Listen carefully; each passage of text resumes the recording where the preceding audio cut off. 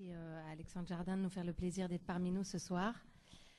Vous êtes venu nous parler de votre dernier livre, donc Des gens très bien, publié chez Grasset.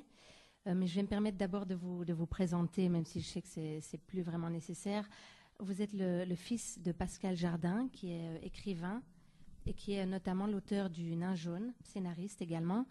Et vous êtes le petit-fils de Jean Jardin, qui est un homme politique et directeur de cabinet de Pierre Laval. Alors, c'est à 20 ans que vous écrivez votre premier roman, Bille en tête, qui a reçu le prix du premier roman. Vous avez ensuite obtenu un diplôme en sciences politiques. Vous êtes également réalisateur de plusieurs films. Vous avez été chroniqueur littéraire. Et puis, vous n'avez plus cessé d'écrire. Donc, pour ne citer que quelques-uns de vos ouvrages, Le Zèbre, en 88, reçoit le prix Femina et sera adapté au cinéma par Jean Poiret avec Thierry Lhermitte. Ensuite, Fanfan, paru en 1990, une trilogie familiale qui débute en 1997 avec Le Zubial, concernant votre père, suivi du Roman des Jardins, le Roman des Jardins en 2008, et Chaque femme est un roman en 2009. Ensuite vient 15 ans après, qui est la suite de Fanfan, et en 2011, Des gens très bien. Alors, on va commencer par là, en résumé peut-être. D'abord, pour ceux qui ne l'ont pas encore lu, donc, votre grand-père, Jean Jardin, était le directeur de cabinet de Pierre Laval, chef du gouvernement de Vichy et principal maître d'œuvre de la politique de collaboration d'État avec l'Allemagne nazie. Il était donc en poste le 16 juillet 1942, le jour de la rafle du Veldiv, qui a vu l'arrestation de plus de de près de 13 000 juifs, dont 4 000 enfants, et la plupart périront à Auschwitz. Alors, ce livre raconte tout le processus donc, de réflexion auquel vous vous êtes livré pour tenter de comprendre l'incompréhensible, et votre sentiment de culpabilité et votre dégoût finalement par rapport à votre lignée, d'être de cette lignée. Alors, on vous connaissait romantique et assez sage, certains ont dit idéaliste. Dans quel état d'esprit ce roman, c'est pas un roman, ce livre marque une très nette rupture avec votre style précédent. Dans quel état d'esprit l'avez-vous écrit ? Bonsoir. Pardon. Quand vous venez de ce genre de famille, vous avez forcément besoin d'une forte dose d'idéalisme. Donc je l'ai purgé pendant très longtemps, en écrivant toutes sortes de romans qui effectivement étaient marqués par un idéalisme, ou plutôt par un besoin de fuite du réel assez considérable. Puisque pour ceux qui ont déjà lu ce que je qualifierais de romans de jeunesse, Fanfan, Le Zèbre, L'île des Gauchers, etc., ce sont des romans qui sont très éloignés du réel, qui courent le plus loin possible du réel, parce qu'il y avait un problème dans le réel chez nous.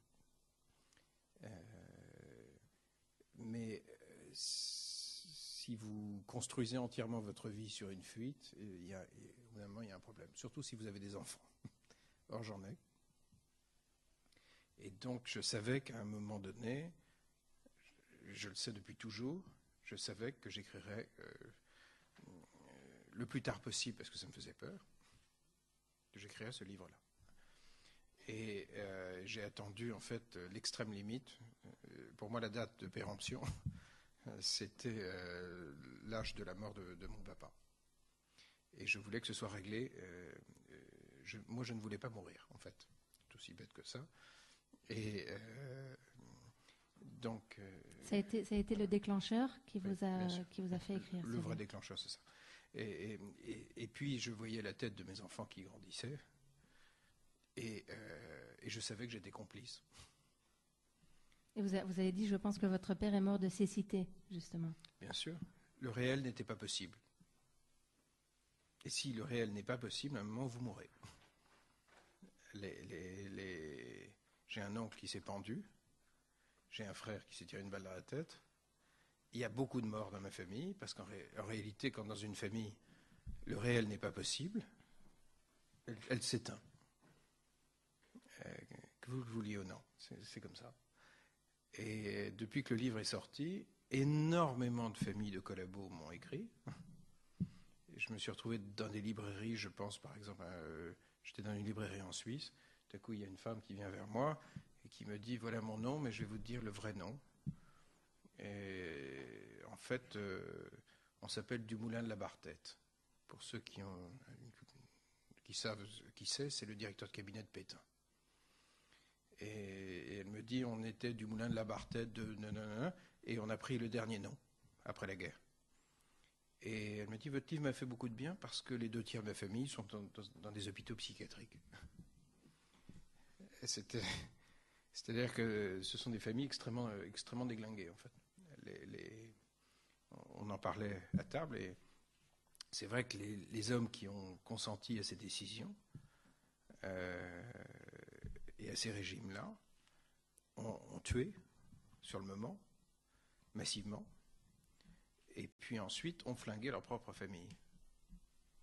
Et je crois qu'ils n'en ont pas eu conscience, mais ce sont des familles extrêmement abîmées, quoi. Les pires cas étant pour moi ceux qui ont un vrai passé collaborateur, qui ont été déguisés en gaullistes et en caciques du régime gaulliste ensuite. Alors là, je pense notamment à Couve de Murville. Il se trouve que la famille de Couve, ma demi-sœur, son papa a épousé une fille de Couve, donc je les connais. Sur 5 enfants du côté des demi-frères de ma sœur, il y en a 4 en hôpital psychiatrique. C'est-à-dire que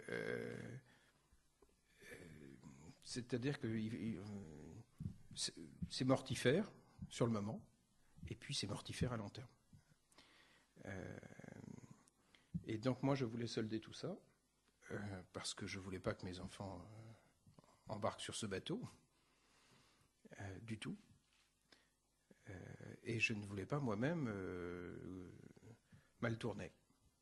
Si on reprend un peu le début de l'histoire, donc ça fait des années depuis que vous êtes adolescent que vous digérez, si on peut dire, la mais question. tout doucement. C'est venu, il y a eu quelque chose qui vous a... Quand est-ce que vous avez su? Vous aviez un ami, Zach, dont vous parlez beaucoup? J'en parle beaucoup dans le livre. Dans la réalité, il y a eu plusieurs garçons, mais j'ai voulu volontairement maquiller dans mon livre, en faisant qu'un seul personnage pour foutre la paix à la famille du principal. Voilà. Une famille qui a des dossiers tellement compliqués que je prenais la responsabilité d'écrire ce livre. C'était pas pour embarquer tout le monde là-dedans. Mais c'est vrai que celui que j'appelle Zach, qui en réalité s'appelait Olivier, ça ne change rien. Il a fallu un tiers pour vous... C'est un garçon qui est adolescent, c'est le premier qui m'a dit, il y a un problème. Et je dis, pourquoi il y a un problème? Et il me dit, mais ton grand-père, il était directeur de cabinet de Laval. Et je dis, oui. C'est écrit dans les livres de papa, moi. Mais je ne savais pas très bien. Les adolescents ne savent pas ce que c'est qu'un directeur de cabinet. D'ailleurs, la plupart des gens, si vous leur demandez dans la rue, ils ne savent pas ce que c'est. Dans la réalité, pour ceux qui ont une connaissance réelle du fonctionnement du pouvoir en France, ce sont eux qui font fonctionner la machine. Je me suis retrouvé peu de temps après la sortie du livre à table avec Sarkozy, qui me dit « Mais qu'est-ce que c'est que cette polémique autour de votre livre ?» Il dit « C'est aussi ridicule que si on disait que Claude Guérand n'est pas au courant de ce que je fais. » C'est-à-dire que le type qui a le job... Vous ne pouvez pas lui raconter que son directeur de cabinet ne sait pas ce qu'il fait. Puisque c'est techniquement, en réalité, impossible. Souvent, les directeurs de cabinet savent beaucoup plus de choses que le chef du gouvernement ou que le ministre en place, puisque leur boulot est précisément de filtrer et de trier l'information, de la hiérarchiser, etc. Donc, c'est le premier copain qui m'explique ce que c'est. Je l'écoute, et puis et il me dit il y a un problème parce que il est là depuis la fin avril 42 jusqu'à fin octobre 43. Je dis oui.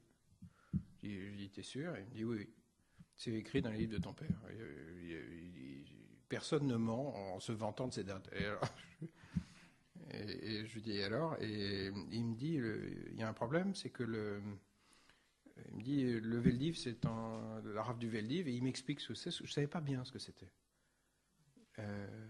Et il m'explique que c'est le 16 juillet. Et il me dit, c'est dommage parce que juillet, ça vient après avril. Donc il était là. Et je lui dis, tu crois? Et il me dit, ouais, c'est comme ça. Bon. Et c'est vrai que quand on vous dit ça,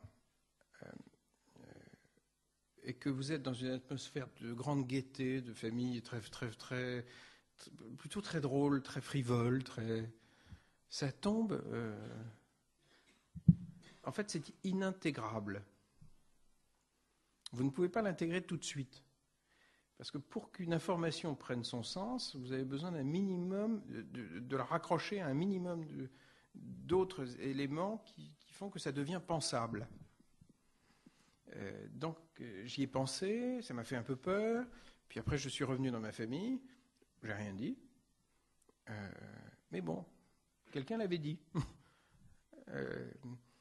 Et puis progressivement j'ai commencé à lire, et puis doucement par m'apercevoir de la réalité historique.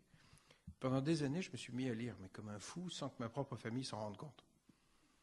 Et de manière un peu obsessionnelle, mais j'essayais d'éviter de... Et puis je jouais en plus un personnage social en écrivant mes romans qui ne parlaient pas du tout de ça. Mais bon, j'essayais de comprendre comment ça avait pu fonctionner dans la tête de grand-père. Qu'est-ce qui se passe dans leur psychisme? Et puis progressivement, j'ai fini par me rendre compte que la totalité des amis de la famille avaient trempé là-dedans. Mais tous. C'est qu'il n'y avait pas une famille honorable qui n'avait pas trempé là-dedans, y compris un certain nombre de familles juives qui avaient été sauvées par grand-père, dans des connivences de milieu, etc. C'était compliqué, quoi. C'était même extrêmement compliqué. Et plus j'ouvrais des clapets, plus je me rendais compte que c'était effrayant, quoi. Et plus je me rendais compte que toutes nos alliances familiales avaient trempé dans le fascisme français des années 30-40. Et que tous les gens qu'on me présentait, je prends un exemple tout bête, ma grand-mère citait tout le temps Giraudoux, qui est un ami de la famille, Jean Giraudoux. Puis un jour, je suis à Sciences Po, je fouine un peu, j'étais étudiant, et je tombe sur des discours de Giraudoux qui appellent à la création d'un ministère de la race. Ça nous mène un peu loin d'Ondine. Tout à coup, c'est évidemment, il y a moins de poésie, il y a moins de... Et tout à coup, Jean, ben ça devient le Giraudoux qui écrit ces trucs-là. Je tombe sur des dossiers dans le grenier, dans les affaires de grand-père. Je tombe sur un projet de journal qui devait être le grand concurrent du Monde que la droite française voulait soutenir dans les années 50, qui devait s'appeler Le Temps de Paris. Et je me souviens de la maquette. Et il y avait les noms des éditorialistes. Je tombe sur un nom, Pierre Gaxotte. Bon. Puis un jour, je fouille, puis je me rends compte que c'est un des éditorialistes de Je suis partout. C'est-à-dire que, en fait, Clapet, à part Clapet, vous vous rendez compte que... Et puis un jour, je vous retrouvez à table avec votre famille et vous dites, est-ce que vous êtes conscient que grand-père était le directeur de cabinet de Pierre Laval le jour du Veldiv? Et il y a un petit trou d'air, et votre oncle fait... On était en Suisse au bord de la Clément, et mon oncle dit, vous ne trouvez pas qu'il fait très beau, c'est une journée à faire du ski nautique, non? Et les autres disent, on va faire du mono. Et vous dites, comment on va faire du mono? Et oui, le bi, c'est emmerdant. C'est beaucoup plus marrant le mono. Vous ne trouvez pas? C'est-à-dire que vous vous rendez compte qu'en fait, le blindage ça se termine en conversation sur le ski nautique. Le livre apparaît bien sûr comme un règlement de compte avec votre famille. Votre père avait écrit Le Nain jaune, que vous avez lu sans doute à l'époque. Vous lui en avez voulu d'avoir écrit ça? Alors, le problème, c'est qu'il y avait un tel édredon de respectabilité autour de grand-père, parce que papa avait écrit un livre extraordinaire, parce que la littérature n'est pas morale. La littérature, c'est pas le lieu de la morale. Donc, qui s'appelle Le Nain jaune. Ceux qui l'ont lu verront que c'est un immense livre. Forcément, on est au cœur de sa névrose. Donc, ça donne des livres très particuliers, qui ont une densité tout à fait étonnante, mais qui présentent grand-père comme un être absolument miraculeux, une sorte de... C'est-à-dire que c'est fait pour montrer grand-père sans qu'on le voie. Ce qui était la manière la plus extraordinairement ambiguë pour un fils de défendre son papa tout en transgressant à sa génération le premier interdit qui était de parler de lui.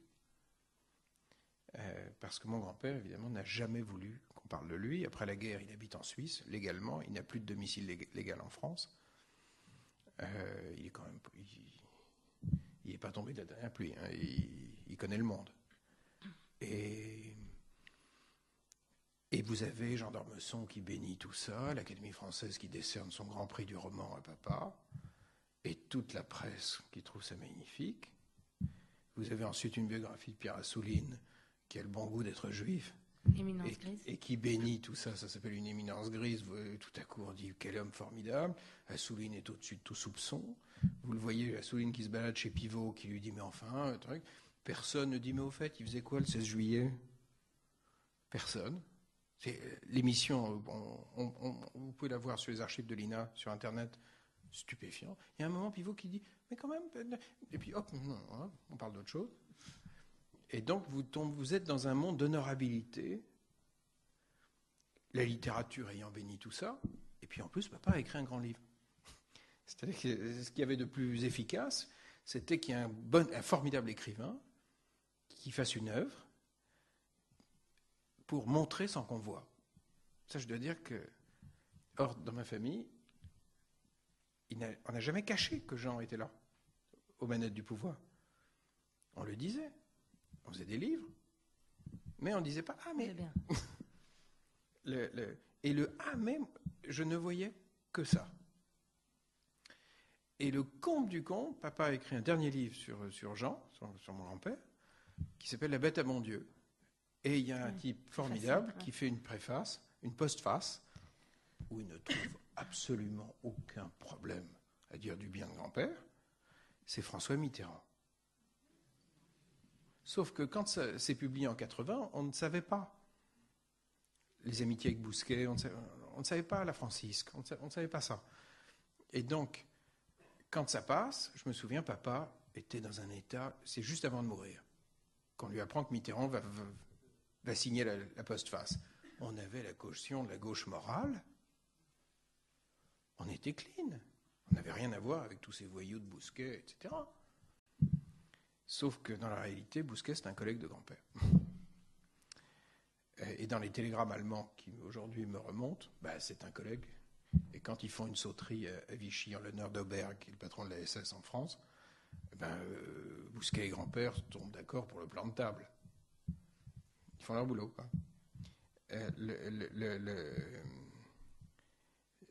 Ils font... Mais donc, on avait un vernis d'honorabilité qui était confondant et qui était la jonction même de tous les silences français.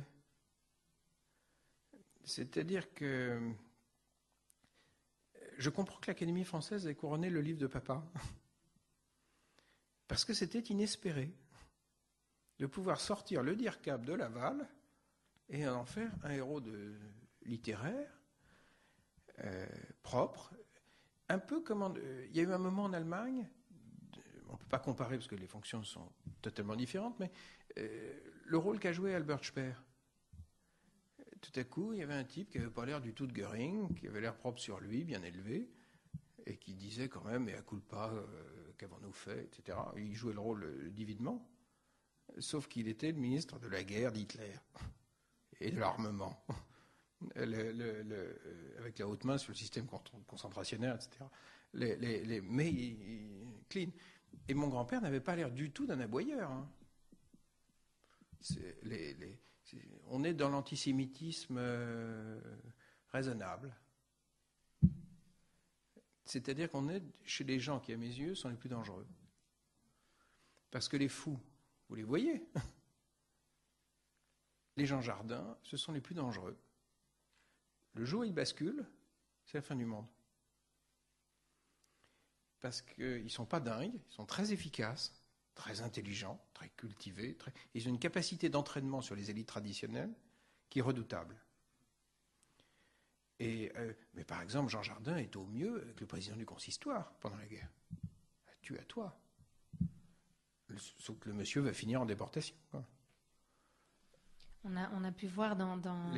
Pardon, excusez-moi. Oui. Non, on a pu voir que la critique était très virulente à l'égard de votre livre. Est-ce que on vous a notamment reproché d'exagérer le rôle de votre grand-père? Comment vous l'expliquez? Vous avez compris la critique? Vous vous attendiez à ce déferlement, ce déchaînement médiatique? Je ne m'attendais pas à une critique aussi frontale. Je m'attendais à des critiques. Je ne pensais pas qu'il y aurait du tripal et qui remonterait comme ça. Et en fait, j'ai fini très vite par comprendre que j'avais touché à l'indicible, c'est-à-dire que tant que la France produisait des figures du mal qui avaient des têtes de monstres et qui se comportaient comme des monstres, ça allait, parce que le mal, c'était eux, c'était pas nous. À partir du moment où je commençais à traiter la question sur le plan familial, ça faisait mal. Et à ce moment-là, il y a eu des réactions complètement irrationnelles. Le Figaro est entré en délire. Le Monde a laissé Assouline publier n'importe quoi. Tout à coup, mais ça a été absolument circonscrit à la presse parisienne. Jamais la presse de province française n'a emboîté. Mais aussi, si on regarde dans l'ADN des groupes de presse, ils sont issus de la résistance en France. Les groupes de presse régionaux. Alors que c'est pas du tout le même trajet. Quoi. Mais donc j'avais touché à la question familiale, et là, c'est pas possible. Quoi. D'où cette espèce Alors, ce qui est très étonnant, c'est que lorsque je me retrouve en face de Sarkozy et que Sarkozy me dit « Mais pourquoi il y a un débat ?» Il dit « Pourquoi on vous dit qu'il ne sait rien ?» Et qui me dit « Mais de mes Guéant, c'est tout ce que je fais.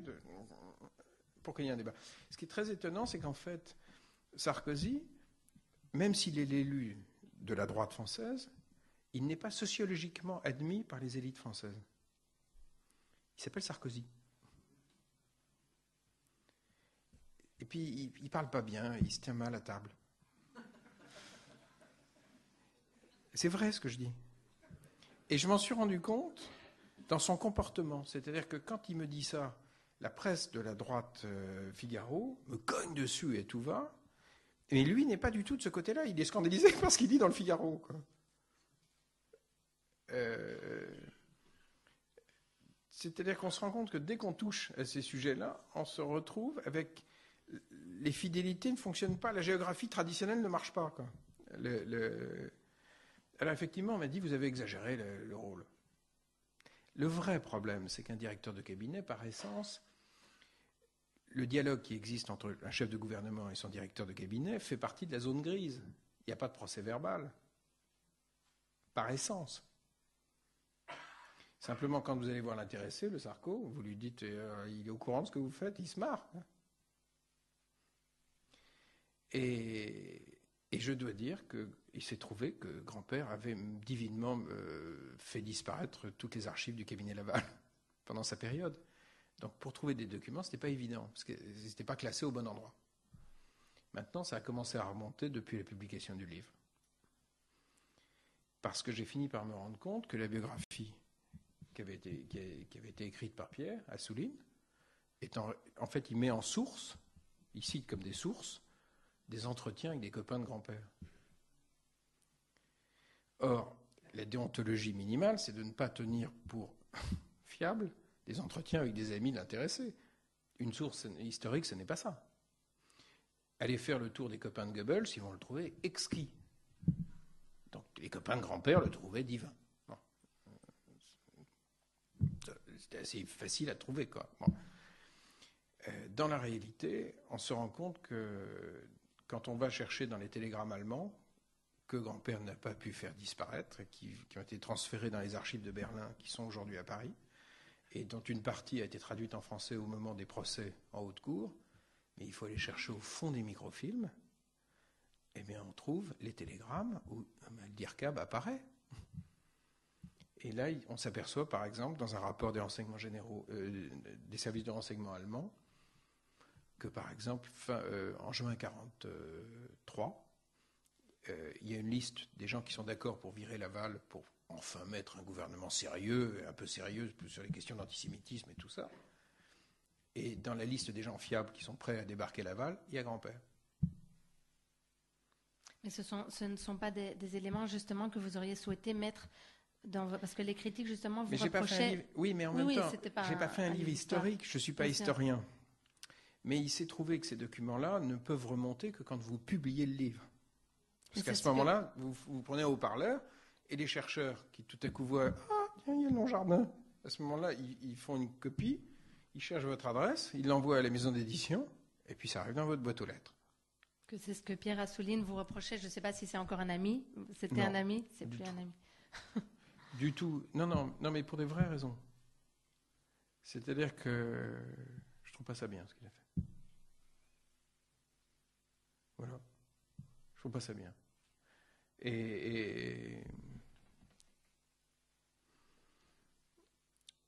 au nom de la complexité des choses, il y a quand même enfin, je suis pas d'accord. Voilà. Pour ceux qui n'avaient pas tout suivi, il a écrit un article qu'il a titré « Tintin au pays des collabos ». Oui, qui est un article d'une élégance totale. Et il vous a dit, il disait des choses très dures, rien de tel, je cite, rien de tel que de s'inventer un tabou pour s'octroyer ensuite le courage de le transgresser en public. Enfin, je dirais, il a eu des mots vraiment très durs. Qui n'étaient pas très élégants. Mais sur le fond, je ne suis pas d'accord avec cette attitude-là en face du réel. C'est ça. En fait, c'est-à-dire qu'à partir du moment où vous acceptez d'écrire ce genre de livre, ça veut dire que vous entrez dans un rapport au réel très différent. Donc vous avez un tiers de votre carnet d'adresses qui ne vous parle plus. Et puis il y a un nouveau tiers qui entre dans votre vie. Parce qu'il y a plein de gens qui sont très intéressés par le réel.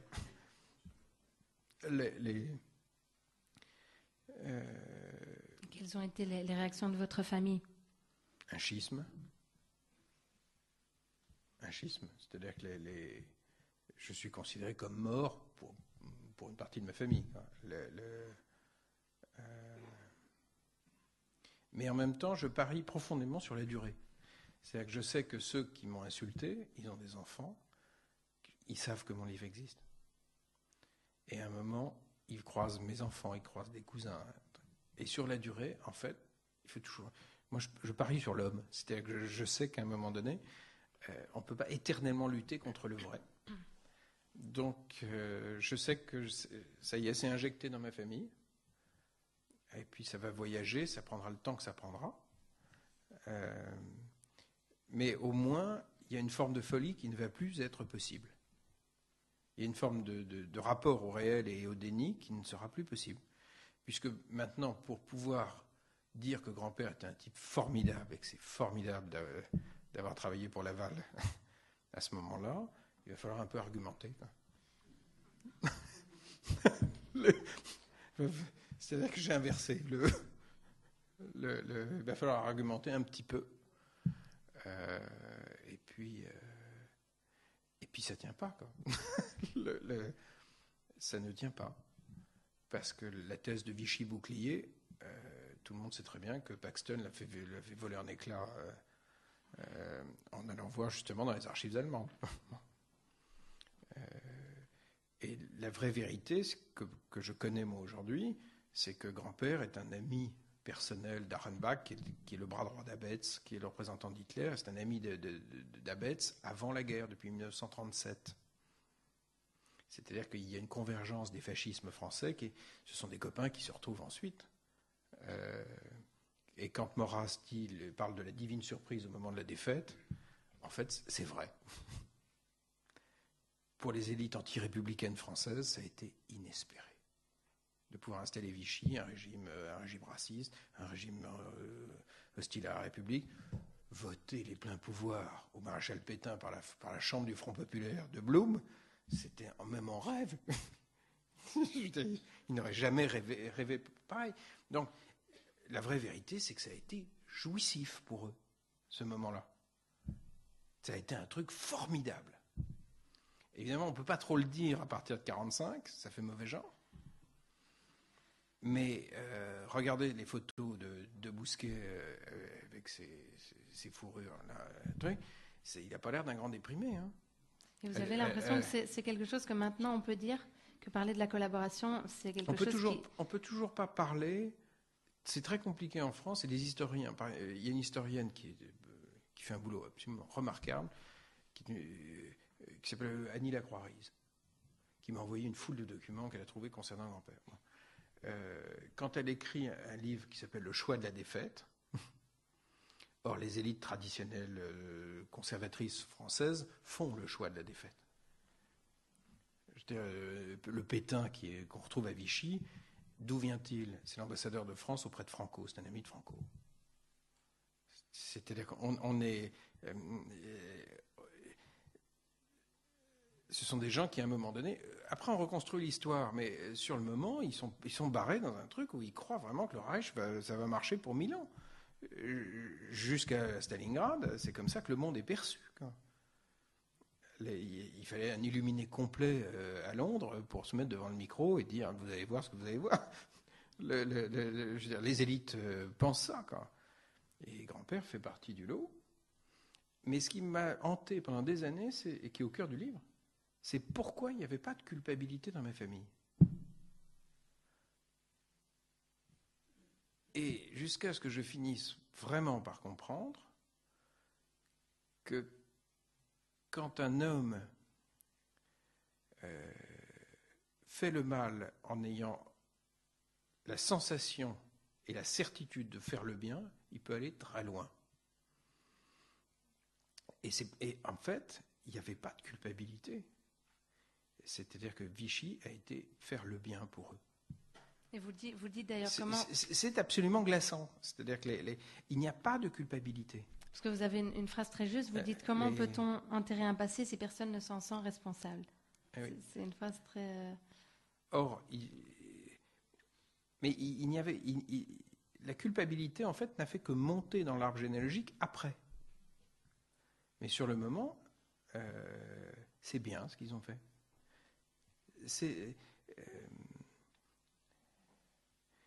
Parce que pour eux, dans l'échelle de grand-père, de cette époque surtout, le bien, ça s'appelle la souveraineté nationale.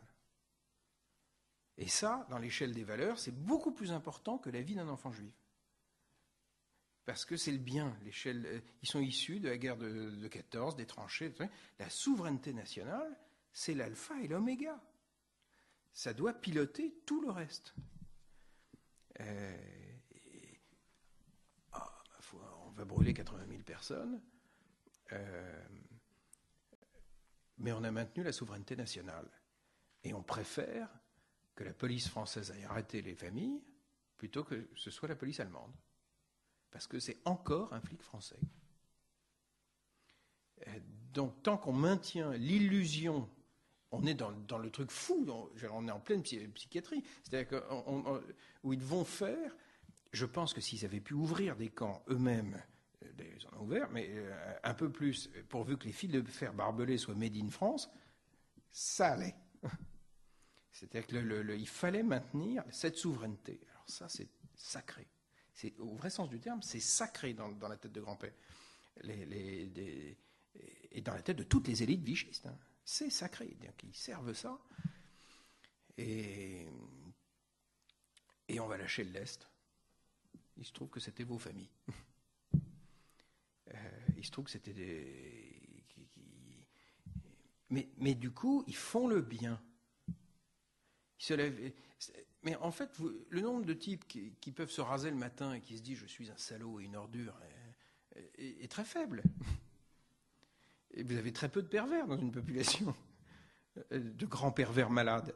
Donc pour faire tourner un État, vous avez besoin des gens très bien comme grand-père. Et pour ça, vous avez besoin de raconter quelque chose. Et ce quelque chose, ça a été la mystique de la souveraineté nationale. c'est un truc de fou. Hein. C'est vraiment avec l'hypocrisie qui démarre en disant on va lâcher les juifs étrangers, pas les Français parce qu'on est des bons Français, et puis après on lâche tout le monde. C'est le moindre mal, la politique du Oui, moindre mal. Oui, mais au nom du... Pour sauver toute la majorité.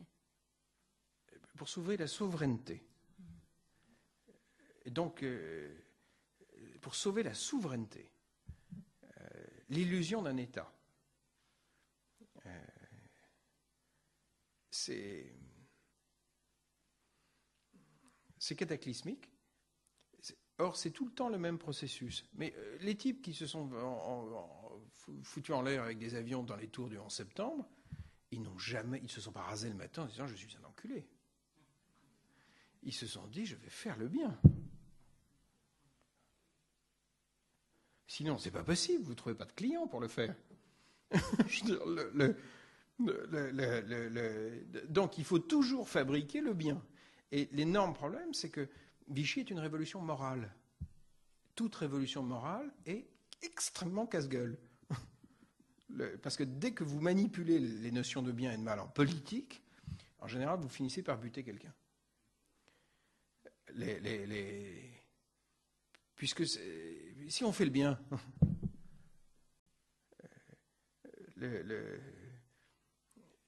on peut aller très très loin si on fait le bien. Je veux dire, et c'est vrai que Vichy, grand-père, tout ça, ce sont des gens très bien.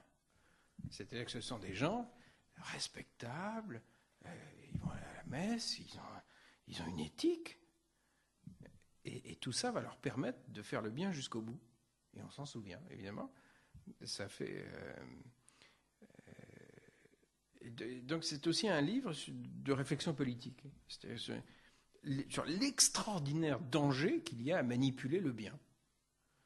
Que les personnes qui ont sous les meilleures apparences peuvent être capables du pire. Mais c'est archi nécessaire si vous voulez exterminer du monde.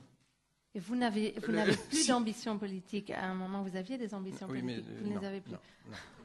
Non. Mais c'est drôle. Par peur, justement, de ce genre de choses. Des copains m'expliquaient que Sarkozy était un fou furieux, un fasciste. Je leur ai dit, mais non, écoutez, ce mec n'a jamais voulu faire le bien. Il n'est pas dangereux. Je veux dire, quand vous avez George Bush qui arrive à la télé et qui dit, je sais, il y a l'axe du mal et l'axe du bien, en général, les bombardements ne tardent pas. Quoi. Et puis, vous pouvez ouvrir Guantanamo, puisque vous faites le bien. C'est-à-dire que c'est tout le temps le même processus. Alors, à des degrés variables, il ne s'agit pas de dire que tout... Pas de confusion. Mais les processus sont toujours cataclysmiques. À partir du moment où vous vous mettez à faire le bien, vous pouvez faire pas mal de choses. Ça ouvre le champ, quand même. Et donc, moi, ma famille, on avait fait le bien. Est-ce que vous pensiez que ce livre, enfin, vous voyez les réactions des gens, il y a eu les critiques, mais il y a aussi beaucoup de remerciements, notamment dans la communauté juive. Vous avez été dans l'ensemble très bien reçu. Vous vous attendiez à ce que le phénomène prenne tant d'ampleur? Vous racontiez tout à l'heure l'anecdote avec votre éditeur. Non, je ne m'attendais pas à ce que ça prenne cette ampleur-là. C'est-à-dire que ce qui s'est passé, je ne sais pas ce que vous avez entendu, vous, autour de vous ou à l'intérieur de vos familles, mais moi, ce que j'ai vécu, le livre est sorti au mois de janvier. Je ne veux pas passer ma vie à en parler. C'est parce qu'on s'était entendu pour que je vienne avant l'été. Mais il s'est produit quelque chose d'absolument magnifique, c'est que des centaines, des milliers de gens sont venus me voir. Ils ont vu un type qui parlait de sa famille et qui transgressait ce qui est impossible normalement à faire dans une famille, qui commettait cette transgression-là. Et donc, tout à coup, des paquets de gens sont venus me parler de juifs, pas juifs. Ils sont venus me parler du non-dit lié à cette période. Ça donne un type en face de l'école maternelle de ma fille qui me regarde, qui m'avait vu dans une émission de télé. Il me dit, vous êtes Monsieur Jardin? Je dis oui. Il me dit, voyez cet immeuble? papa vient de finir votre livre et il nous a dit avant-hier qu'on a eu l'appartement en 42. Vous me comprenez ? Je dis, je comprends ce que je comprends. Il me dit, oui, mes grands-parents sont rentrés dans l'appartement, il y avait encore le linge de la famille qui était encore là. Je dis, bon. Et à ce moment-là, il fait, papa. Son père est un peu plus loin. Sur le trottoir, je m'avance, je vois le bonhomme qui était tout blanc. Et il me dit, on peut le dire maintenant, on peut le dire. Et à qui on le rendrait, l'appartement ?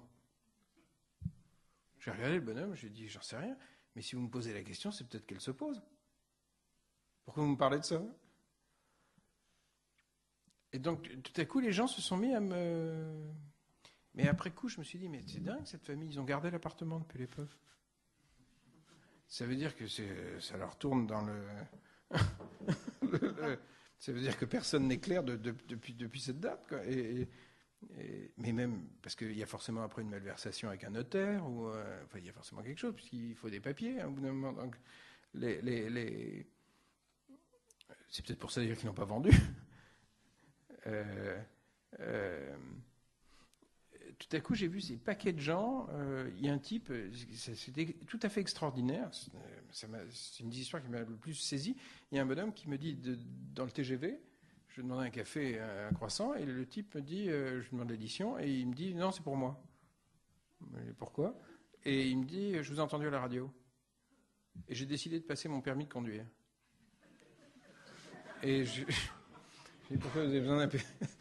Pourquoi vous ne l'avez pas ? Je lui dis, non, je travaille à la SNCF. Et je lui dis, quel rapport avec... Et le type me dit, je me souviens plus si c'est son père ou son grand-père, il me dit, travailler dans une préfecture au bureau des permis de conduire. Et il me dit, à partir de telle date, il a cessé de donner des permis de conduire aux Juifs.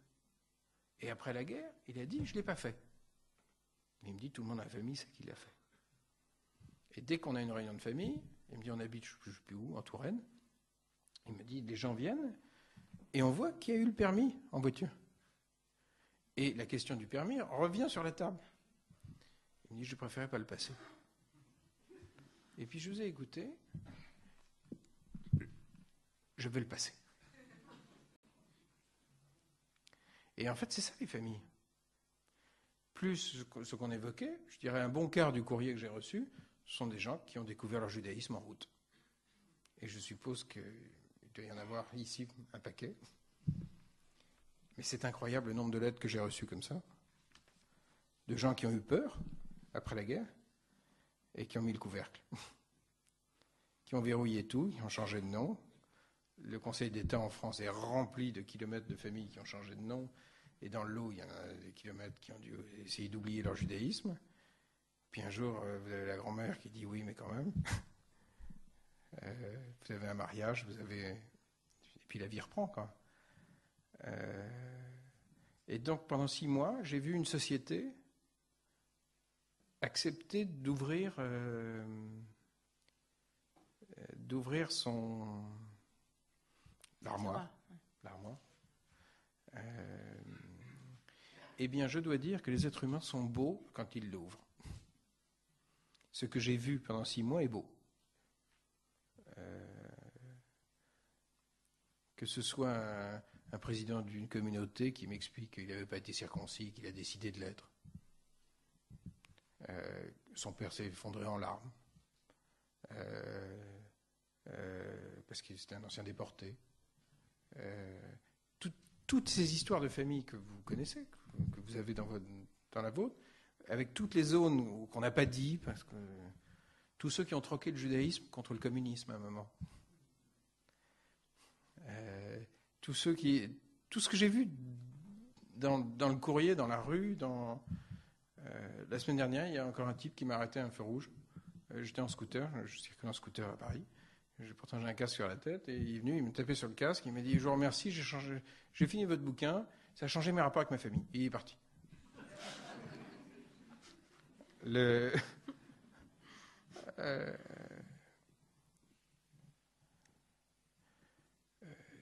Or, derrière ça, ce que j'ai senti, c'est que c'est la question du rapport au réel. comment on fait quand il y a un traumatisme de cette ampleur, quand il y a des hontes accumulées, quand il y a des trouilles accumulées, comment on remet en route finalement nos familles alors qu'en fait c'était hier. Et 1, 2, 3 générations, pour l'histoire des familles, c'est hier. C'est le poids du silence, mais qui peut toucher aussi bien les victimes que les... Ah oui, c'est partout. Pour des raisons complètement différentes, mais du coup, on arrive à fabriquer des kilos des kilos de non-vie à l'intérieur des familles. Des poches de non-vie. J'étais dans une librairie à un moment, je crois que c'était à Nantes, et d'un coup, il y a une femme qui se met debout, avec des cheveux orange, une allure de motarde, un peu genre ancienne junkie. Elle était là, elle avait un compagnon d'allure équivalente, et se lève et elle dit bon, je lui demandais rien, et tout à coup, elle dit devant tout le monde dans la librairie, elle dit mon père a été fusillé en 1945. Bon, il faut dire aussi que mon oncle était dans la Waffen-SS. Et elle dit, on peut le dire maintenant. Bon, ben, elle se rassied. Je crois que ça a eu l'air de lui faire beaucoup de bien.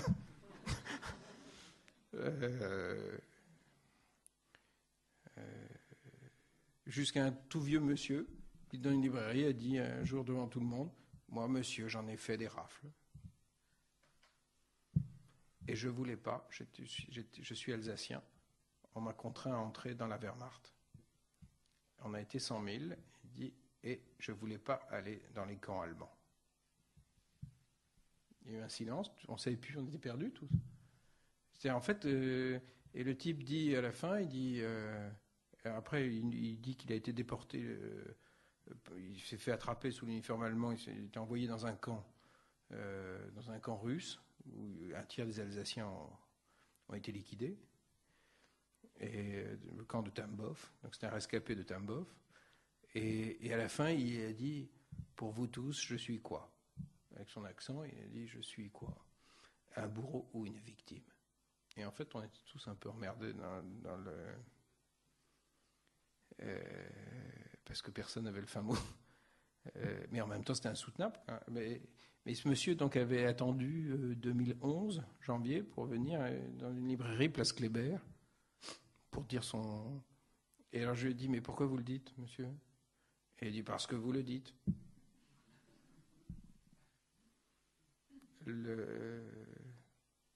Ça a libéré la parole, en quelque sorte. Mais manifestement, on a été capable collectivement, y compris sur un plan politique, de dire des choses, mais quand il s'agit de le dire familialement, c'est plus long. Pour tout le monde. Je vais vous proposer, si vous êtes d'accord, de donner la parole au public, si vous le souhaitez. Donc Jean-Marc a des micros baladeurs, c'est peut-être plus facile pour ceux qui sont au milieu.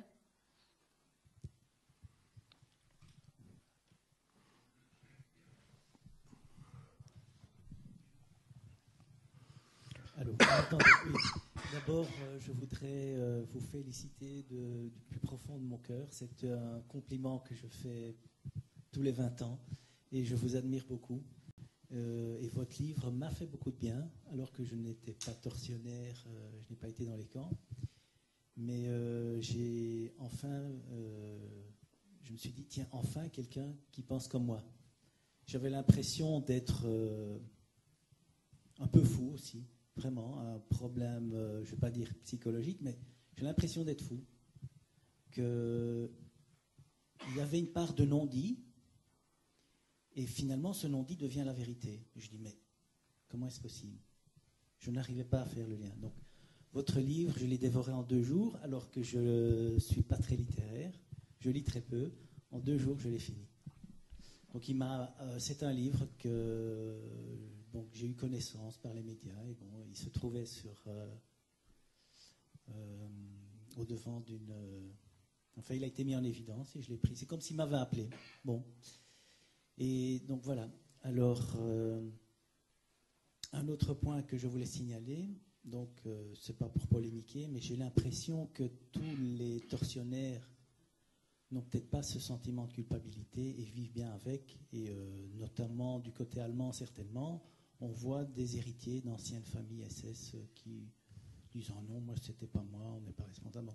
Je crois qu'il y en a qui vivent encore avec ça. Mais enfin bon, c'est peut-être pas le centre du débat non plus. Aussi beaucoup qui mais je pense que si vous faites le bien, oui, le bien. Vous ne faites pas rentrer. Non, je veux dire, si vous vivez dans une représentation du monde où votre acte est décodable comme ça, il n'est pas sûr que la culpabilité rentre. Oui. C'est effrayant, mais. Pour moi, c'est des gens qui sont plutôt immoraux. Je ne crois pas qu'ils font le bien. Amoraux, les deux, immoral et amoral. Je ne dis pas que c'est très bien. C'est immoral et amoral. Donc je rapproche plus ces gens. C'est de la perversion infinie. Exactement. Mais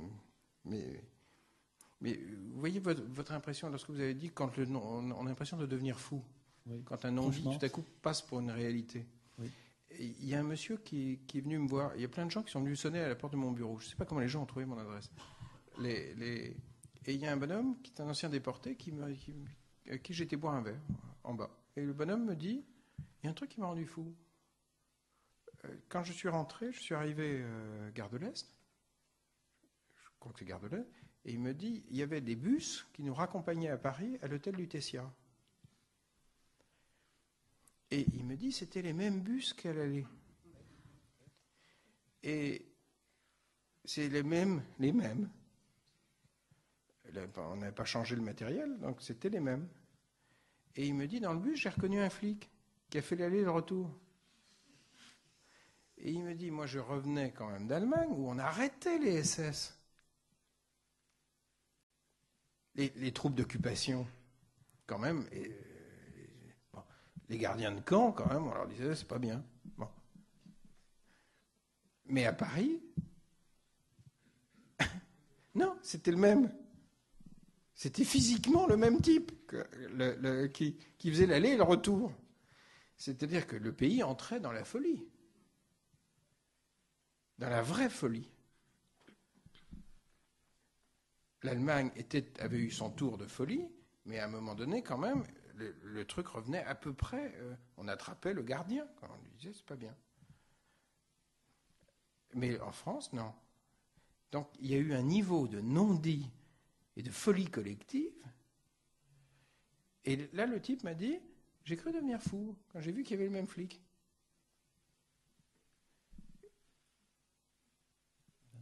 Et comment ne pas lui donner raison, évidemment. Et je crois que le non-dit, c'est extrêmement grave. On entend souvent ces derniers temps, « Oh oui, nos parents nous ont préservés, ils nous ont raconté. » Dans mon cas, ça a été très pervers et très destructeur parce que j'imaginais les choses les plus terribles. Oui. Je faisais des suppositions, donc je ne savais pas. Récemment, je discutais avec des gens, on parlait de niveau Excusez-moi, on va laisser la parole à tout le monde. Voilà, j'ai encore des milliers de choses à vous raconter, mais je vais peut-être qu'après vous aurez l'occasion de parler. Le micro. Encore merci en tout cas. Oui. Bonsoir, Monsieur Jardin. D'abord, je vous remercie beaucoup. J'ai eu l'occasion de vous voir à la télévision, une émission, une série de questions qui interpellaient les journalistes. On l'entend ? Oui. Donc, ont été posées, auxquelles vous avez effectivement répondu. Ça m'a beaucoup ému, d'ailleurs, à l'époque. J'ai vu une autre émission à laquelle Pierre Assouline était invité, et auquel, effectivement, on a posé un certain nombre de questions qu'il a, de mon point de vue, un peu effacées du dos de la main. Il se fait que Pierre Assouline est venu ici au CCLJ il y a de cela quelques mois, et que j'ai eu l'occasion de m'entretenir avec lui pendant à peu près une demi-heure. Et je lui ai carrément posé la question, j'étais assez interpellé, puisque je ne savais même pas qu'il avait fait une biographie de votre grand-père, et je lui ai posé la question suivante, de savoir pourquoi. Ce n'était à l'époque pas le personnage le plus connu de France, et pour cause. Qu'est-ce qui l'avait amené, lui qui a fait pas mal de bouquins sur l'antisémitisme, sur l'avenue Simenon, etc., toutes les parts d'antisémitisme et d'ombre que l'on peut retrouver chez les personnages célèbres, qu'est-ce qui l'avait poussé à faire une biographie de votre grand-père? Et là, je dois dire que j'étais assez sidéré de sa réponse. Il a commencé par me dire ce que vous avez répété, que c'était un homme bien, que c'était quelqu'un qui pensait faire le bien de la France, qu'il ne se rendait peut-être pas compte, en étant le chef de cabinet de Laval, de l'engrenage dans lequel... Je ne fais que répéter ce qu'il m'a dit. Et donc, toutes ces choses-là, et qu'en fait, effectivement, Jean Jardin avait sauvé un certain nombre de juifs également, ce que vous avez confirmé. Et que par conséquent, le procès qu'on lui avait fait était de son point de vue... Eichmann aussi. Oui, oui. Vous prêchez un convaincu. Donc, mais ce qui m'intéresse, c'est d'avoir un peu quand même votre réaction là-dessus. Parce qu'alors, ce qui m'a le plus sidéré, j'ai dit, mais enfin, pourquoi alors Alexandre Jardin a-t-il fait ce bouquin? Il a commencé par me dire, oui, mais enfin, c'était un auteur à succès pour des choses assez frivoles comme Fanfan, etc. Et ça marchait moins bien. Et donc, voyant son étoile un peu pâlir, il s'est dit qu'il allait faire un best-seller, qui allait évidemment interpeller tout le monde. Et il a eu raison, puisque, effectivement, vous avez tiré à de très gros tirages. Alors bon, la conversation a duré une demi-heure. Je ne vous cache pas que j'en suis encore toujours renversé, parce que j'ai beaucoup d'estime pour Pierre Assouline par ailleurs. Et donc, j'aimerais un peu savoir comment vous interprétez, si vous avez une interprétation, puisque vous êtes proche de Pierre Assouline, de son attitude. Oui, vous l'avez dit, mais enfin, c'était pas peut-être aussi, c'était peut-être un peu... Je voudrais peut-être en savoir un peu plus, si vous pouvez le dire. D'abord, ça me rend triste. Ça me rend triste, en fait.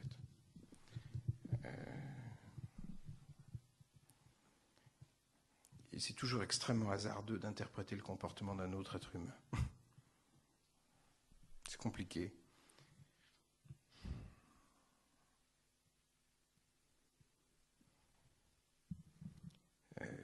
Je n'ai pas le fin mot de l'affaire.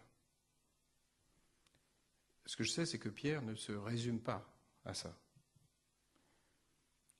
Mais il y a manifestement un problème. Ce que je sais également, c'est qu'il ne s'est pas réveillé un matin avec l'envie de faire la biographie de Jean Jardin. Dans la réalité, la personne qui est venue lui parler du sujet était mon beau-père de l'époque. Un journaliste du Figaro qui m'a injurié en janvier, qui s'appelle François Auter. Et à l'époque, j'avais 18 ans, je voulais faire de la politique. Et un jour, François vient me voir, Auter, journaliste au Figaro, et il me dit, si tu fais de la politique, il y a quand même ça dans ton... Il faut percer l'abcès. Et il me dit, je connais un jeune biographe formidable, qui s'appelle Pierre Assouline, je vais le présenter à Gabriel. Gabriel, c'est mon oncle. Et François Auter fait la jonction. Et il me dit, c'est l'idéal, il est juif. À l'époque, moi, j'étais en plein moment où je m'interrogeais, quoi.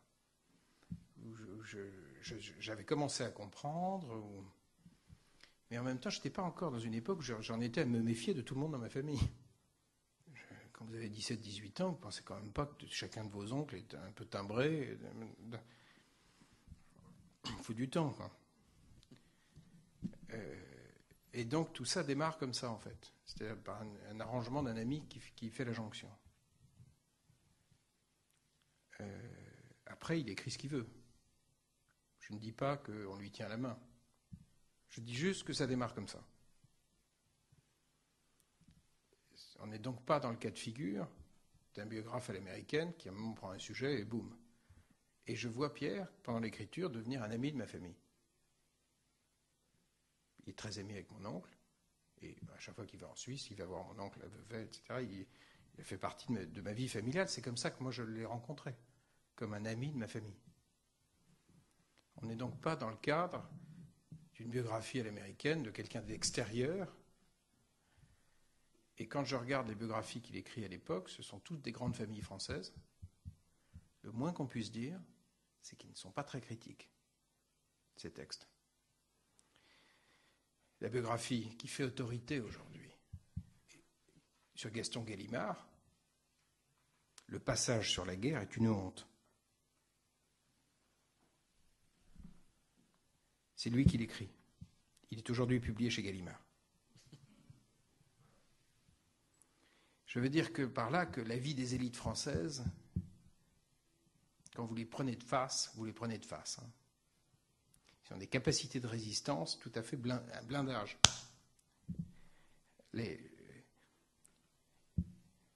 Et je ne sais pas pourquoi, il s'est toujours trouvé qu'il y a eu, dans toutes les époques, des gens appartenant à la communauté juive qui jouaient ces jeux. Quand vous prenez dans l'historiographie l'histoire de Vichy écrite par Aron, c'est vraiment pas du Paxton. Hein. Il se trouve qu'Aron a été sauvé par grand-père, c'est un ami intime de grand-père. Ce qui donne une petite coloration à l'historiographie de cette époque-là. Paxton, lui, est un Américain, il arrive, c'est pas un pote du DIRCAP de Pierre Laval. Je ne sais pas, vous avez un homme, par ailleurs, qui est un intellectuel de très haute volée, qui est un homme extraordinaire par ailleurs, comment il s'appelle, le mari de la chanteuse Mireille. Berle, personnage charmant, extraordinaire. Il se trouve quand même que Berle écrit des discours de Pétain. Eh oui. C'est emmerdant, mais c'est comme ça. Il se trouve qu'également, c'est un pote de grand-père. Sauvé par grand-père. C'est-à-dire qu'on est dans des connivences de milieux où tout à coup les histoires religieuses passent loin derrière parce qu'on est dans une société française de l'époque qui réagit infiniment plus par caste que la société d'aujourd'hui.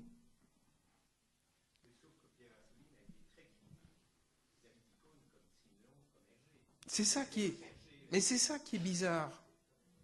C'est pour ça que je n'ai pas le fin mot de l'affaire. C'est pour ça que c'est très compliqué. Mais quel besoin a-t-il d'aller... Parce que l'attaque, la première page de la biographie de mon grand-père, signée par Pierre, est une apologie du DIRCAP de Pierre Laval. Il faut quand même l'écrire. Il faut quand même l'écrire. Et le raisonnement qui consiste à dire, qui est d'une haute perversion, que le directeur de cabinet de Pierre Laval, pendant toute la période des rafles, est innocent tant qu'on n'a pas trouvé le papier qui l'implique directement, est un raisonnement pervers. Parce que la culpabilité est préalable. Vous ne pouvez pas faire tourner le cabinet de Laval et dire « je ne suis au courant de rien ». C'est débile. Donc le raisonnement qui consiste à dire « ah, je n'ai pas trouvé le papier ». Donc tout va bien. Et c'est un phénomène, c'est un raisonnement d'une perversion qu'on retrouve par exemple dans le procès, je ne me souviens plus en quelle année, le numéro 2 d'Auschwitz à la fin. Je vais retrouver son nom. Quand il y a eu ce procès en Allemagne, où le type a pris 7 ans parce qu'on n'a pas pu prouver qu'il était physiquement présent sur la rampe. Et tout le débat devant le tribunal en Allemagne a porté sur sa présence sur la rampe. C'est comme si être numéro 2 d'Auschwitz ne vous impliquait pas un petit peu quand même. Non, ah ben non, non. Et le type prend 7 ans qu'il ne fera pas. C'est-à-dire que quand on entre dans des raisonnements pervers sur les histoires de preuves, alors là, c'est fascinant. C'est-à-dire quand on fabrique un innocent au départ, qui a quand même un dossier en béton armé, on arrive à ces manipulations. Mais ce qui est très intéressant, c'est pourquoi est-ce que psychiquement, on a besoin de fabriquer ces constructions qui empêchent de voir le réel. Parce qu'il s'agit de ça. Hein. Peut-être que c'est aussi au cœur de l'homme, hein, à un moment donné, de ne pas voir le mal, de ne pas voir... Parce que c'est très douloureux, c'est quand même pénible. Mais le fin mot de l'affaire, je ne l'ai pas. Je ne l'ai pas, et je ne serai pas... Je connais par ailleurs Pierre, je ne dirai jamais qu'il se résume à cette cécité-là. Ce serait malhonnête. Mais cette cécité-là, moi, il se trouve que je suis un jardin, et celle-là m'est intolérable. Mais absolument intolérable. Il s'est trouvé ensuite que Pierre n'a vraiment pas travaillé. Parce que les archives qu'on m'a envoyées, elles existaient dans les fonds de Haute-Cour. Il s'est trouvé par exemple qu'il y a un personnage dont je parle dans mon livre, qui s'appelle Soko, que je croyais communiste. C'était le meilleur ami de grand-père. C'était un très grand ami de Pierre Laval, également. je n'avais jamais compris pourquoi Soko était communiste et aussi proche de Laval pendant la guerre. Il me semblait quand même qu'à une certaine date, les communistes étaient plutôt attrapés. Et donc, il y avait un truc qui ne collait pas, je ne comprenais pas, qui ne marchait pas. Et quand j'étais adolescent, quand j'ai voulu faire des politiques, j'étais voir Soko. J'étais le meilleur ami de mon grand-père. Et je n'avais pas encore compris, je n'avais pas encore percuté tout. Et je vais voir Soko et je lui dis, je voudrais faire de la politique, on fait comment? J'ai l'intention de faire Sciences Po. Et Soko me dit, mais non, c'est une école de petits bourgeois, tu ne vas pas faire ça. Il fait une école de renseignement. Je lui dis, Soko, je ne veux pas être espion. Je veux faire de la politique décente, normale. Et là, il me fait un grand cours sur la nécessité de passer par les écoles de renseignement. En m'expliquant que Bush était passé par ça, que Gorbatchev, que machin, que truc. Et je lui dis, mais on s'inscrit où? Bon, et donc, j'aimais beaucoup Soko. Bon. Et puis, il y a 4-5 mois, on m'envoie le dossier de Soko. C'est un agent de la SS. Ah! Il se trouve, par exemple, que pendant l'été, Coco Chanel, le dossier sort. Bon.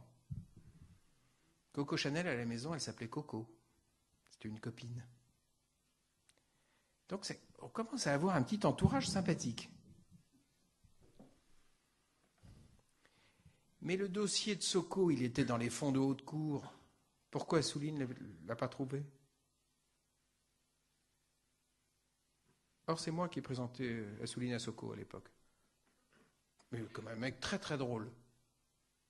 Je dois dire que quand j'ai lu l'intégralité du dossier, avec tous les agents traitants, comment ça fonctionnait, parce que c'était l'informateur le plus proche de Laval que les Allemands avaient. Je dois dire que ça fait très bizarre quand tout à coup le copain de la famille, vous le voyez traîner, ah merde, ça marche comme ça. Bon. Mais des dossiers comme ça, ils m'en sont tombés mais plein les bras à partir du printemps dernier. Et donc, je me dis, mais merde, quand même, on peut quand même. Je veux dire, il aurait pu chercher un peu, quoi. Avant d'aller tresser des lauriers à quelqu'un qui avait quand même une forte suspicion d'antisémitisme. Mais il y a toujours une difficulté à voir à voir ce qui relève de l'évidence, quoi. Quand ça gêne une part de soi pour des raisons qui m'échappent. C'est compliqué. Hein.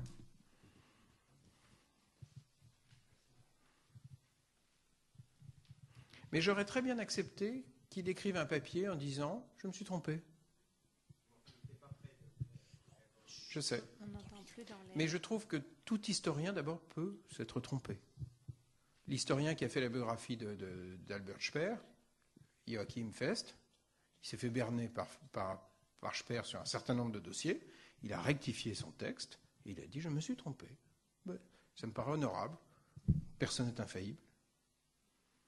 Je vous demanderai en intervenant de bien parler dans le micro, sinon les enregistrements ne fonctionnent pas. Et Serge Klarsfeld, qui s'est battu pour que la France dise enfin quelque chose que la Belgique n'a pas encore dit d'ailleurs, de la réalité historique. Si je me souviens bien, il a aussi tenté de vous remonter les bretelles en disant ça ne va pas de dire ça. Qu'est-ce que vous en avez pensé? Comment est-ce que vous avez pu comprendre ça? Ça a été très compliqué pour moi. Parce que vous pouvez imaginer l'admiration que j'ai pour cet homme. Donc ça a été très compliqué.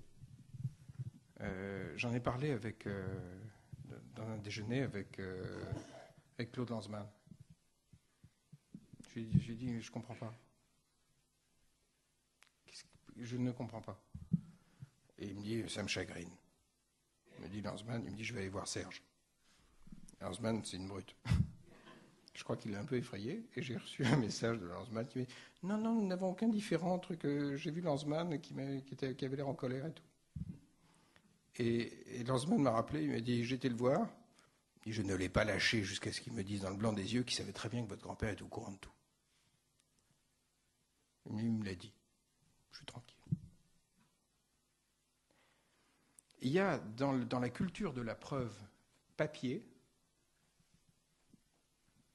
aussi peut-être quelque chose qui tient au raisonnement juridique. Comme s'il y avait une prééminence de la preuve papier. Parce que, mais il me semble qu'on ne peut pas réduire l'univers à une salle de tribunal. Ça fonctionne dans un cadre judiciaire. Mais on n'est pas tous avocats, et il y a quand même des choses qui... Nous n'avons pas le papier, dit Hitler, signant la décision de la Shoah. Nous faut-il le papier ?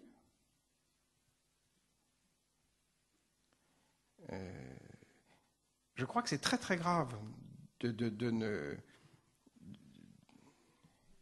Alors maintenant, je comprends que des gens ayant une forte culture juridique et étant des avocats aient un type de raisonnement qui est propre aussi, et puis c'est très important aussi qu'il y ait une réalité juridique. Mais on ne puisse pas dire n'importe quoi. Mais quand vous avez le Sarko en face de vous, il vous rit au nez. L'idée qu'on puisse exonérer de responsabilité son propre directeur de cabinet, ça n'a pas de sens.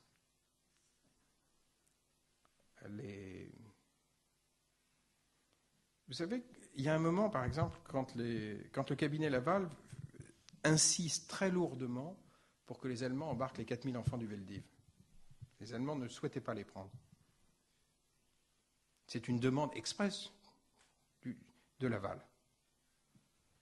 Mais quand on dit Laval, c'est pas M. Laval qui décroche le téléphone et qui dit « Allô, c'est des États ». Vous pensez que cette demande peut échapper à son directeur de cabinet ?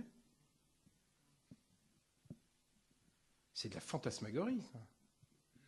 Surtout que ça dure des mois. Évidemment qu'ils sont jusqu'au cou. Et moi, j'ai appris cette histoire de la demande de Laval, pas par des livres d'histoire, mais par Soko. Un jour où j'étais chez lui, il me dit, tu sais, il faut que je te dise un truc. Il était tout vieux et il avait un tube d'oxygène dans le nez. Et il me dit, t'entendras parler d'une histoire d'enfants, de 4000 enfants. Et je lui dis, c'est quoi ? Il me dit, les enfants qui avaient été ramassés au moment du Veldiv. Il me dit, on ne savait pas qu'ils allaient griller à l'arrivée.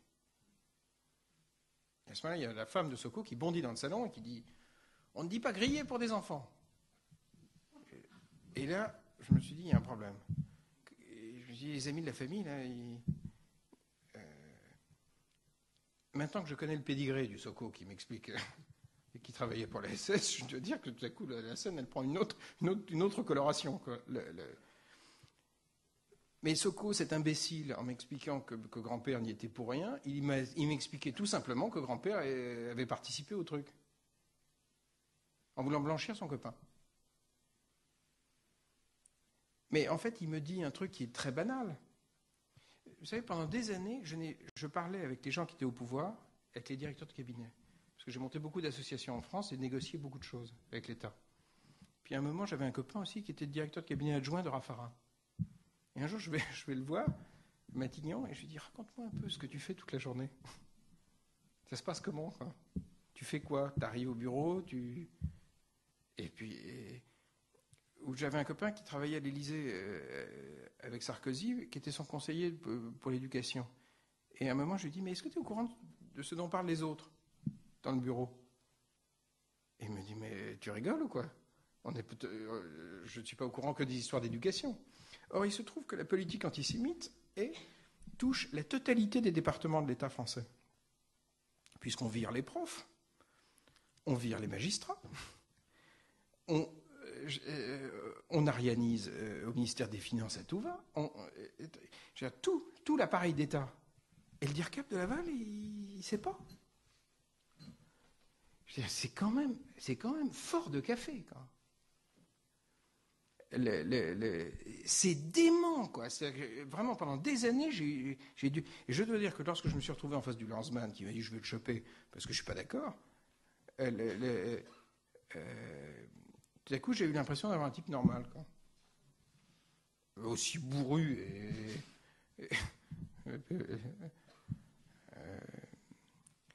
mais la croyance que la politique anti-juive menée par la France aurait été le fait de 2-3 illuminés au commissariat général aux questions juives est une honte. Ça a touché toute la haute fonction publique. Il a bien fallu qu'il y ait des gens dans les rectorats en France qui passent au crible des petites fiches de profs pour dire tel prof de maths, on le vire. Donc c'est passé dans tout l'appareil d'État.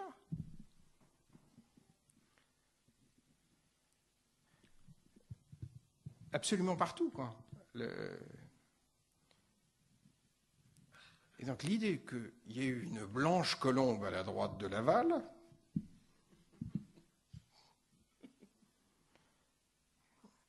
pendant des années, j'ai cru devenir fou. Vraiment, j'ai cru devenir fou. Et quand le bouquin a été fabriqué, il était fabriqué au mois de décembre. Et je savais qu'il y avait un déjeuner chez un copain, et qu'au déjeuner, il y avait Claude Guéant, qui n'était pas à l'intérieur en France, qui était encore à l'Élysée à ce moment-là.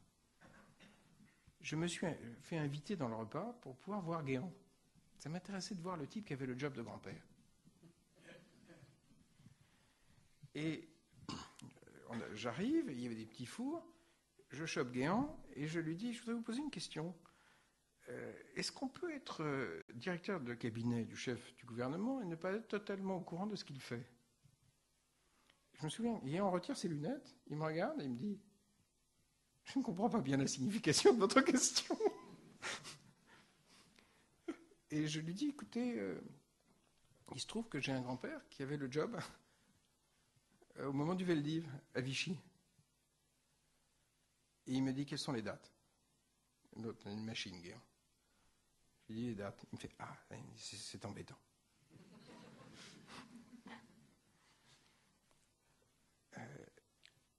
Et je lui dis, est-ce que c'est possible, je vous repose la question, maintenant que vous savez, les cartes sont sur la table, est-ce qu'on peut avoir ce job et ne pas être totalement au courant? Et il m'a dit, quand on occupe ces fonctions-là, il arrive parfois qu'une part de l'âme de votre patron vous échappe. La phrase est démente. Et je lui dis, en dehors de l'âme, les papiers qui sortent. Il me dit, je ne voudrais pas être désagréable, passons à table.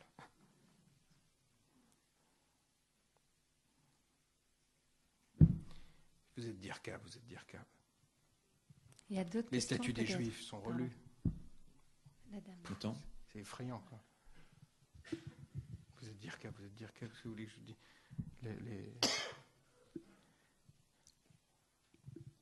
Oui, pardon.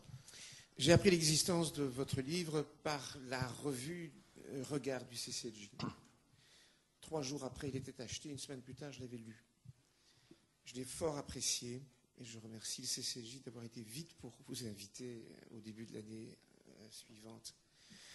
J'avais une question à poser parce qu'à la fin de votre livre, vous parlez de cette association lecture. Vous dites aussi, d'ailleurs, je vais enjuiver la France en apprenant aux gens à lire et à lire plus loin que le bout de leur nez, que le sens obvi des choses. Je voudrais m'expliquer sur ce mot. Oui. Alors, je continue la question. Oui. Vous avez parlé dans l'interview que Regard vient de publier de papis, de gens du troisième âge qui font partie de votre association, qui donnent des cours. Pas des cours. Non. Ils transmettent le plaisir de la lecture. Donc la première question, je me demandais, est-ce que dans la transmission que vous avez mise au point avec ceux qui ont construit cette association avec vous, est-ce qu'il y a, entre guillemets, une orientation juive voulue pour certaines raisons morales ou éthiques, ou pour certaines raisons, je dirais, liées à la mémoire, à l'intelligence humaine, et vous trouvez que ça vaut la peine que tel sujet, traité de telle façon, soit enseigné à des enfants de 8 ans ou de 12 ans, etc. Ou est-ce que vous avez laissé cela libre aux pédagogues sans intervenir dedans, dans le sens où votre livre parlait d'enjuiver la France au sens de la rendre peut-être plus consciente de sa dimension humaine et des responsabilités que cela implique? C'est un mot qu'on m'a beaucoup reproché, d'avoir écrit ça, enjuiver. Je n'accepterai jamais que des connards me dictent mes mots.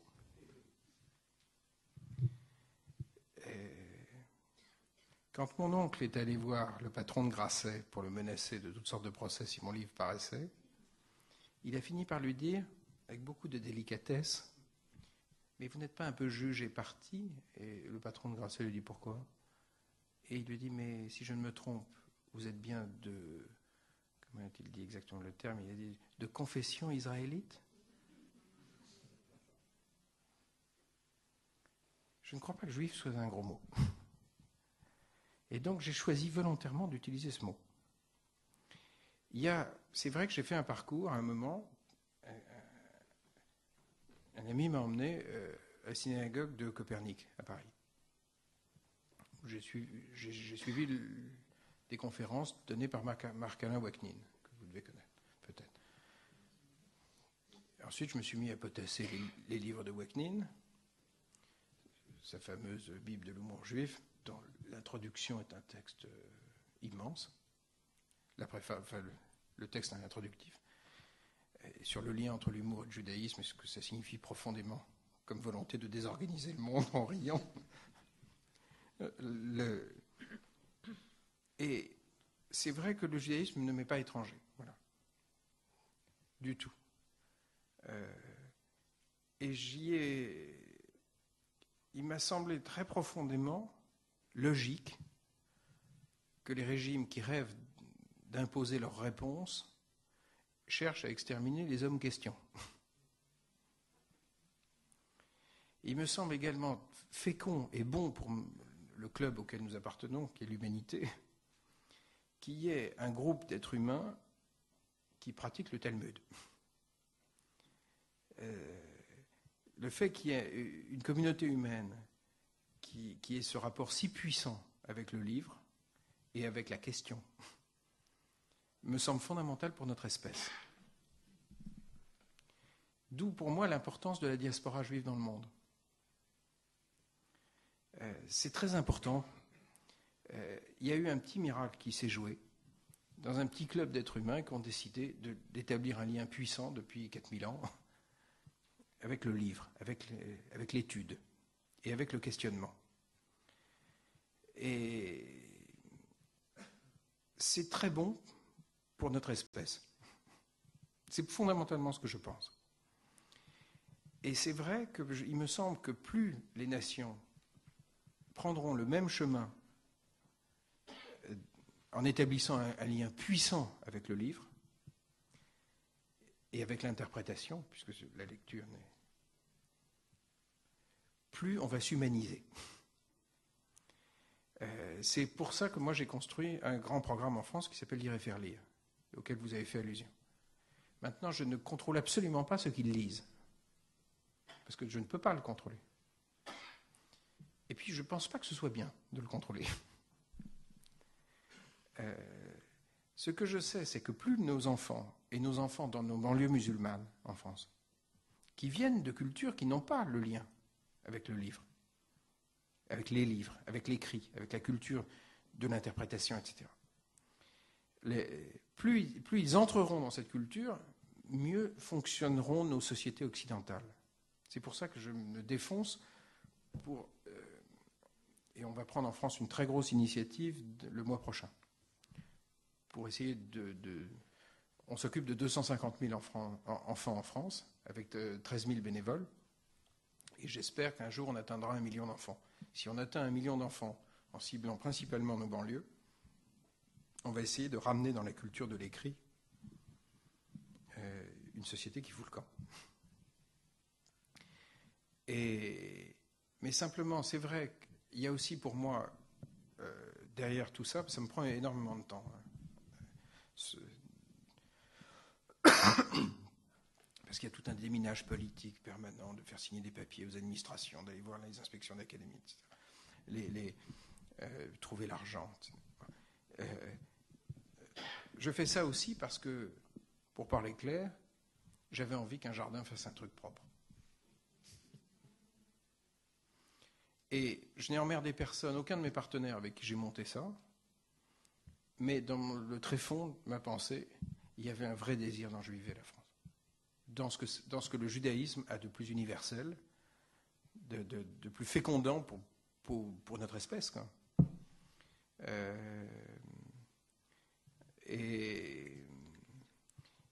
Mais Et c'est vrai que, comme par hasard, dès que vous avez des régimes politiques qui cherchent à contrôler les questions, en général, l'antisémitisme n'est pas loin. Or, les dictatures, par essence, veulent des réponses, les testent des questions. Et détestent... les dictatures ne sont pas faites pour le tel but. Je crois qu'on va encore prendre 2 questions et puis on va devoir s'arrêter. Justement, je voulais vous féliciter pour ce dont vous venez de parler. Je trouve que ça aura des répercussions tellement énormes dans le temps. Et c'est vrai que des gens cultivés, des gens qui savent lire, qui aiment lire, c'est quelque chose d'essentiel dans la vie. Mais je voulais aussi vous demander, à propos, je ne sais pas si vous pourrez répondre, à propos de François Mitterrand, il y a eu tellement de controverses sur son passé et sur l'homme qu'il était, parce qu'on le voyait filer comme une anguille et on dit le plus grand bien, le plus grand mal, mais quelle est la réalité? Et aussi, je voulais vous demander pourquoi les antisémites en France, et j'ai vécu longtemps en France, prétendent, comme dit Le Pen, qu'il y a un complot judéo-maçonnique dans le monde. Une force occulte. J'aurais bien aimé que ce complot m'aidât lors de la sortie du livre.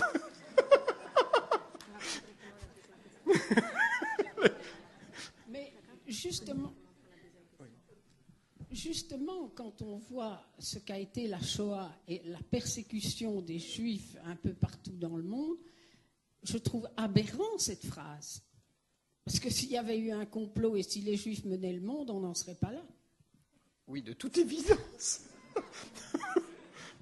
On va prendre la seconde question, comme ça c'est un peu un autre débat, mais C'est vrai que c'est un peu surréaliste. Mais Attendez, on va prendre l'autre question, oui. Comme ça. Je vous en prie, madame. Je peux répondre juste brièvement ok. sur François Mitterrand. J'ai posé moi-même une question à Frédéric Mitterrand, que je connais.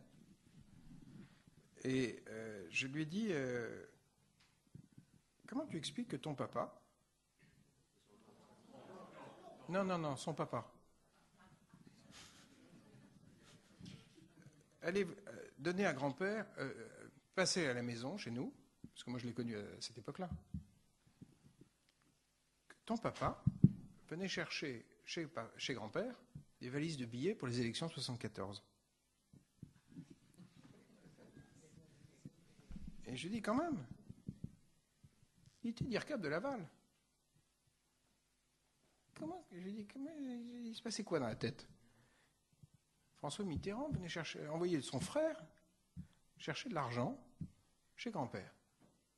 Et grand-père allait chercher l'argent auprès du patronat français. Et je lui dis, à ton avis, ton père, comment il s'arrangeait dans sa tête pour faire financer le programme commun de la gauche par le DIRCAP de Laval? J'ai vu Frédéric, il était là et il me dit, je crois qu'il ne pensait pas. Si tu penses, tu ne le fais pas. Et c'est vrai que toute cette zone d'impensé fait que il a été possible à Mitterrand, visiblement, il a eu un vrai passé de résistant, mais il a eu également un vrai passé vichiste. J'ai parlé avec Jean-Pierre Azéma, l'historien, qui a relu mon livre, et qui me dit que sous Giscard, il avait fait un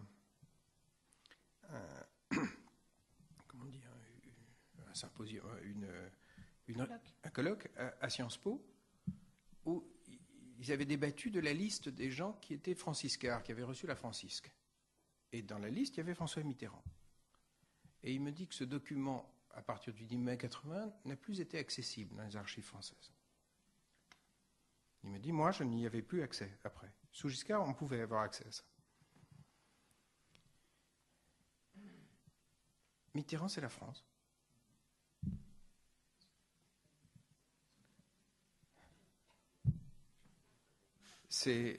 Il exprime profondément quelque chose du pays. le pays, à un moment, se reconnaît dans lui et dans tout ce qui est dit et non dit. Moi, j'ai le souvenir, vous vous souvenez du moment où était sortie l'affiche, où on voyait... non, l'affiche où on voyait Pétain en train de remettre la Francisque, la photo, sur la couverture de l'Express. Je me souviens, je rentre dans une librairie, je parle avec la libraire et je vois le livre. Et la dame me dit, il y avait la photo. Et elle me dit, je ne veux pas y croire.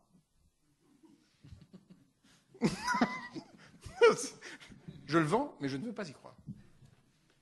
Cette brave dame devait être une électrice du monsieur. Elle avait la photo. Et elle disait, texto, elle ne mentait pas en plus. Je ne veux pas y croire. C'est-à-dire que je me souviens, j'étais resté, j'avais regardé cette femme et je me suis dit, c'est extraordinaire quand même d'arriver à dire ça. C'était le déni assumé, froid. Mais c'est tout le rapport que le pays a entretenu avec sa réalité, et Mitterrand l'a porté. C'est un peu fatigant. Hein.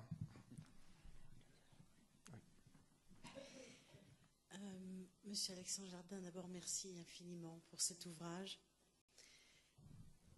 Vous venez de parler de la question comme étant au fondement même de la réflexion et donc de la remise en cause, de la division, de la division subjective, du doute, du bon doute. Or, le déni, c'est tout l'inverse, évidemment. Oui. Alors, je risque de vous poser une question légèrement indiscrète. Vous n'êtes pas obligé de répondre. Mais par expérience personnelle, professionnelle, je confronte cette problématique. Et je réalise à quel point c'est ravageant pour les individus de soulever ce voile de la vérité. Et à quel point ils ont besoin d'être soutenus à bras-le-corps. Et vous parlez du soutien que vous avez reçu pendant l'écriture de ce livre. Si je ne me trompe, vous en parlez, ou alors c'est peut-être dans une interview, je ne sais plus. Mais moi, je voudrais vous demander comment, seul devant le papier, vous avez fait avec cette remontée de boue nauséabonde. Et peut-être que ma question est indiscrète, mais je la pose vraiment avec humilité, parce que c'est le fondement même qui fait que vous êtes si vivant et si joyeux aujourd'hui. Parce que c'est extraordinaire de voir à quel point vous êtes lumineux, joyeux, la parole est libre et c'est magnifique. Donc, c'est vrai que j'ai plus peur. Voilà, c'est vraiment très très beau à voir. Et donc je me dis, mais comment vous avez fait, tout seul devant le papier ou tout seul la nuit avant de vous endormir, ou voilà, avec toute cette remontée, parce que c'est une problématique qui est fondamentale. Pour tout le monde. Voilà, pour tout le monde, Oui. absolument. Pour tout le monde, lorsqu'il se confronte à l'énorme impensé de sa famille.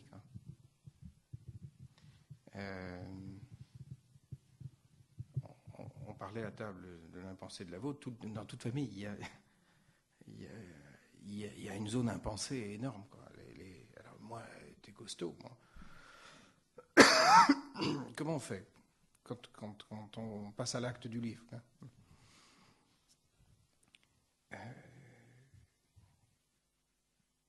Je pense que je ne l'ai fait, entre moi et moi, pendant le temps de l'écriture, qu'avec la certitude que quelque chose de majeur devait avoir lieu pour ne pas mourir à l'âge de papa. Parce que quand on meurt à l'âge de papa, on laisse des orphelins. Et j'ai pas aimé perdre mon père. Et je n'aurais pas aimé que mes enfants perdent le leur. Donc je voulais... les enfants ont énormément compté dans ma tête. Et il s'est produit quelque chose de magnifique au moment de la sortie. Au début, il y en a qui ont eu peur. Et Virgile, c'est mon troisième, qui a 13 ans aujourd'hui. Il a été pris à partie dans la cour de récré au collège. On lui a dit, dans ta famille, ils ont tué des juifs. Je lui ai dit, tu as dit quoi? Et mon fils a dit, oui. Et il m'a dit, ça leur a coupé la chic. Il me dit, après, j'ai été parler avec des copains. On a discuté. Je vais te dire ce que je pense. Je dis, alors? Et il m'a dit, t'as bien fait de l'écrire, j'aurais pas à le faire. J'ai gagné mon pari. Si les garçons sont débarrassés de ce truc, et ma fille, elle est plus petite, elle est encore dans les... ça vaut le coup. Et puis ensuite, je n'avais pas mesuré pendant l'écriture, ce dont on a parlé avant.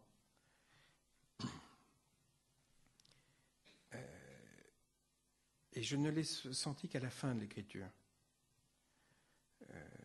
Mais sans mesurer à quel point ça allait être vrai. Mais je le sentais pendant les dernières relectures du livre. Je savais que la communauté juive, les juifs, ne peuvent pas taper tant que ça sur la tête des élites françaises. Ça peut avoir un effet boomerang. Il était important qu'un goy, issu d'une famille jardin, fasse ce livre. Vous ne pouvez pas le faire. C'est pas bon. L'objectif n'est pas de braquer tout le monde. Il va bien falloir inventer demain. Et que quand même ça se passe bien en Europe. Donc, sur la fin, j'ai senti qu'il fallait le faire pour des raisons politiques. Mais vraiment politiques, d'équilibre. Et qu'il y avait quelque chose qui allait bien au-delà de mon petit cas. Mais que j'avais par hasard une position. Il se trouvait que j'avais une notoriété de romancier. Il se trouvait que j'étais un des héritiers de cette famille pourrie. Et il fallait le faire pour dire ce que les Juifs ne pouvaient pas dire. Et il y a un vieux monsieur, ce que je vous ai dit, qui m'a accueilli à Radio Judaïka à Paris, et qui est une des premières radios. Et le type arrive vers moi, il m'embrasse. J'étais avec mon casque de scooter et il m'embrasse. Et il me dit, le Messie. Tout de suite, je me suis marré, j'ai dit, peut-être pas. On n'est pas sûr. Et après, je commence à déconner. Et le type me dit, non, riez pas. Et je lui dis... Et il me dit, non, pour une fois, riez pas. Et alors, je dis, pourquoi? Il me dit, vous voyez mon âge? Bon. Il me dit, donc j'ai eu une enfance un peu compliquée. Et il me dit, ce livre, je ne l'attendais plus. Je pensais qu'il n'y arriverait jamais. Et il me dit, nous, on n'avait pas à le demander. Il fallait qu'il vienne. Et si ça venait, ça voulait dire quelque chose. Et si ça venait pas, ça voulait dire aussi autre chose. Il me dit, il est venu. Il me dit, venez, on va faire une interview. Et les sociétés humaines vivent de symboles. Et elles se guérissent aussi par des symboles. Et mon éditeur m'a dit quelque chose de très important pendant l'écriture. Il est juif, Jean-Paul. Et il m'a dit, tu sais, il faut toujours écrire les livres qu'on est le seul à pouvoir écrire. Il faut tous, et ces livres-là, il faut les écrire. Quand on est le seul à pouvoir porter une parole, on doit le faire. Et c'est vrai que sur la fin, dans les réécritures, je sentais ça.